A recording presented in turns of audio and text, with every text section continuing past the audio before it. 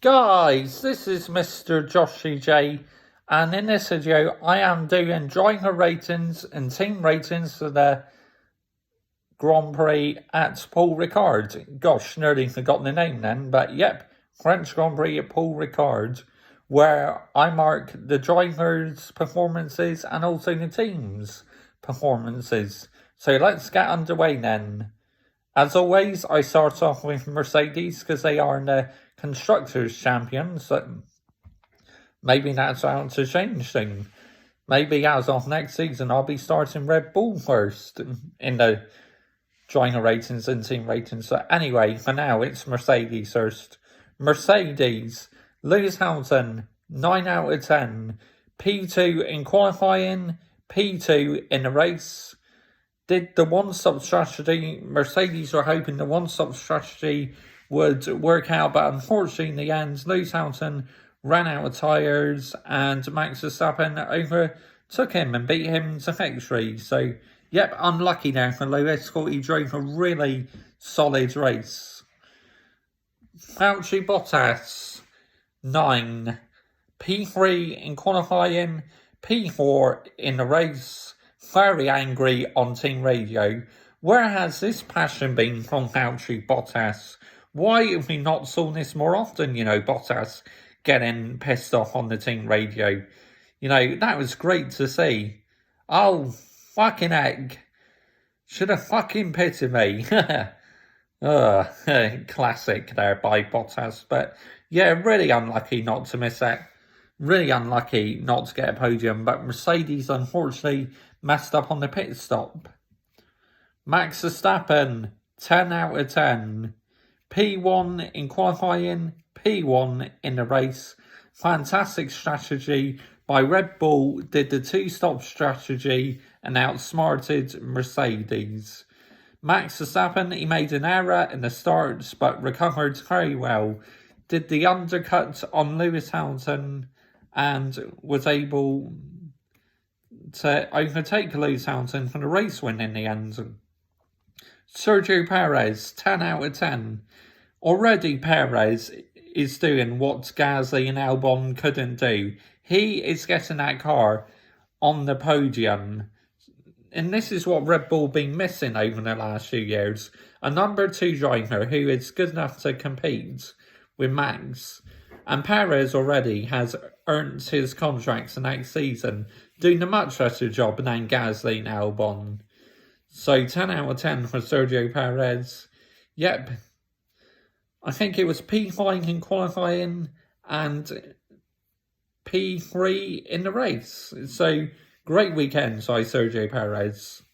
McLaren, Lando Norris, 9 out of 10. P8 in qualifying and P5 in the race. Really good points for Lando Norris. He continues his run of scoring points in all the Grand Prix so far in this season. So well done to Lando Norris. Give credit when it's due to Lando Norris. He is doing an amazing job. Daniel Ricciardo, 9 out of 10. The overtaking Daniel Ricciardo was doing was absolutely fantastic, and it looks like at long last he is getting to grips with that McLaren. P10 in qualifying and I think it was P7 in the race or something. But yeah, great weekend for Daniel Ricciardo. Good to see him up there.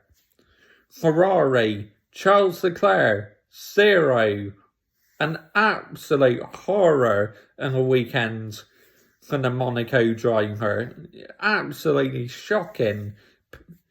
I think he's about P6 or something in qualifying, but then P16 in the race.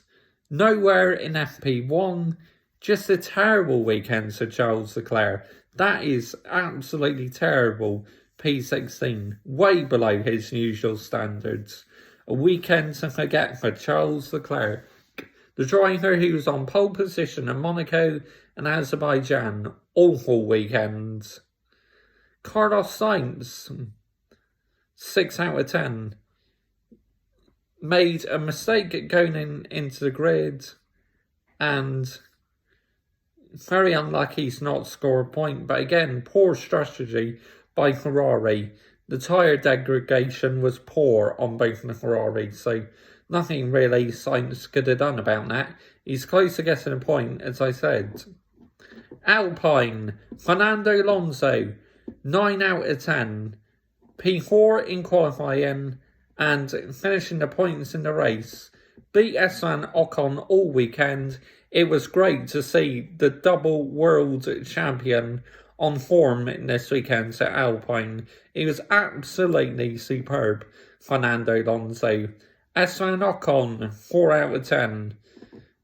Absolutely nowhere near Fernando Alonso all weekend. Ocon, P11 in qualifying and P14 in the race.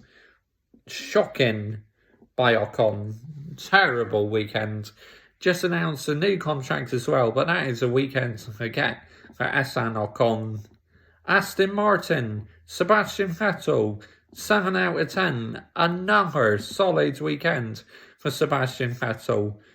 He was the longest driver to stay out on track, did the one-stop strategy and still finished in the points.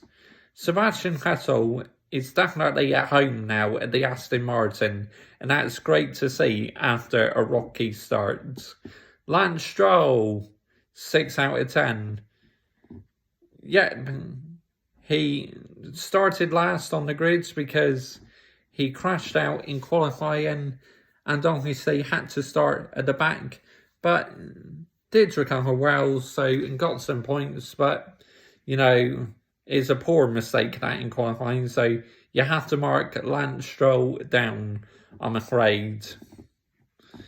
AlphaTauri, Pierre Gasly, 8 out of 10. Another solid weekend by the Frenchman. Beat Yuki Tsunoda all weekend again, just like he's done most of the season.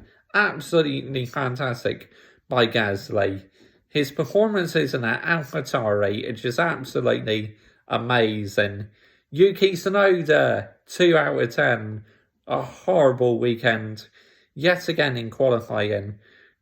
Crashed into the barrier, tried to select first gear, but unfortunately the gears wouldn't select. He was stuck in neutral, had to start on the pit lane, but did recover. But unfortunately, still finished outside the points. Got to do better, Yuki Tsunoda. Under pressure a bit. He needs to start performing. Alfa Romeo, Kimi Raikkonen, 0. A poor weekend for the Finnish driver, I thought it was absolutely shocking. Outperformed by Antonio Giovinazzi all weekend. Obviously, got caught out, I think, during the red flag in qualifying. But, shocking by Kimi Raikkonen. Not good enough. Antonio Giovinazzi, 7 out of 10. Outperformed Kimi Raikkonen all weekend. Antonio Giovinazzi has been very impressive to me. He has improved so much since he's been in F1, Antonio Giovinazzi. So well done to Antonio Giovinazzi. Yep, outperformed his more experienced teammate Kimi Raikkonen all weekend. Haas, Nikita Mazepin, 2 out of 10. Yep, yet another spin in practice or in qualifying. Most of the race he was ahead of Mick Schumacher, but still finished behind Mick Schumacher. So really, another weekend to forget for Nikita Mazepin. Because, like I said, he was ahead of Mick most of the race, but still finished behind him in the end. Mick Schumacher, 5 out of 10. Got to mark him down for a bit for that crash he made in qualifying. Looked like he slightly touched the wall, but how fragile these cars are. It was enough to snap the suspension off. So he was out in Q1, which brought an end to Q1 early, about 22 seconds remaining, and ruined everyone's final laps. Made it through to Q2 for the first time, but didn't do it on merit to me. So, yeah, got to mark him down a bit. 5 out of 10. Williams, George Russell, 8 out of 10. P12 in the race, P16 in qualifying, I believe. But yeah, George Russell, P12, that is impressive. Nicholas Latifi, 5 out of 10, you know. If it wasn't for that red flag, I believe both the Williams would have made Q2. So not a bad weekend for Nicholas Latifi, because usually I'm very critical of Nicholas Latifi. But yeah, solid weekend for Nicholas Latifi. But dropped back a bit in the race, so something he's got to work on his racing performances. But anyway, that was the driver ratings. Let's get on to team ratings. Mercedes. Gotta mark them down a bit because that was a poor strategy. Both drivers wanted to come in, Lewis Hamilton and Valtteri Bottas, and Mercedes stuck with the one-stop strategy. 5 out of 10. At times I praised Mercedes because they are one of the best at outsmarting teams, but this weekend they got outsmarted themselves by Red Bull. Red Bull, 10 out of 10. A perfect weekend. Perfect two-stop strategy. Outclassed Mercedes. A 1-3 for the team. And 3 wins in a row for Red Bull. Momentum really could be turning in Red Bull's favour. Oh, sorry, just dropped my phone there.